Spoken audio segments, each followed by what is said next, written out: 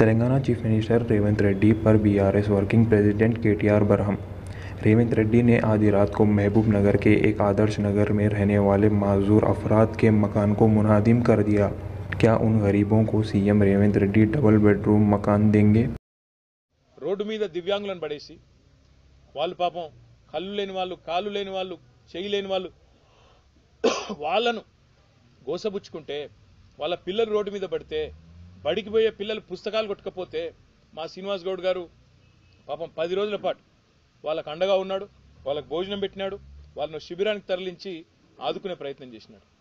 నేను రాష్ట్ర ప్రభుత్వాన్ని ముఖ్యంగా రేవంత్ రెడ్డి గారిని పాలమూరు బిడ్డ అని చెప్పుకునే రేవంత్ రెడ్డి గారిని అడుగుతా ఉన్నా, నీకు గనక నిజంగా సంస్కారం ఉంటే, నీకు కనీసం పేదల పట్ల ప్రేమ ఉంటే వెంటనే ఆ 75 మందికి వెంటనే తక్షణమే డబుల్ బెడ్రూమ్ ఇండ్లు కేటాయించి ఉన్నాయి.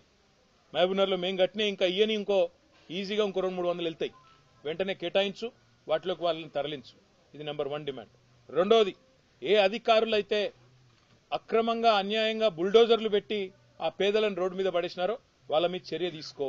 నువ్విచ్చిన పట్టాకు, నీ ప్రభుత్వం, నీ కాంగ్రెస్ ప్రభుత్వం ఇచ్చిన పట్టాకే విలువ ఇవ్వని నువ్విచ్చిన పట్టాను చిత్తు కాగితంతో చూసిన అధికారులు ఎవరైతున్నారో వాళ్ళ మీద వెంటనే చర్య తీసుకోవాలి. సస్పెండ్ చేస్తావా, సర్వీస్ నుంచి తొలగిస్తావా, ఏం చేస్తావా చెయ్యి, కానీ దమ్ముంటే ఆ నిర్ణయం కూడా తీసుకోవాలని చెప్పి నేను రేవంత్ రెడ్డిని డిమాండ్ చేస్తా ఉన్నా.